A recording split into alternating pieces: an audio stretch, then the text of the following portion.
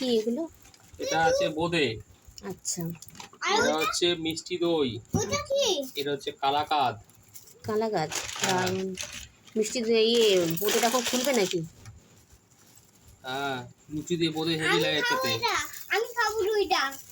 আমি খাবো। দইটা খাবে বলে কেমন করছে? আমি খাবো।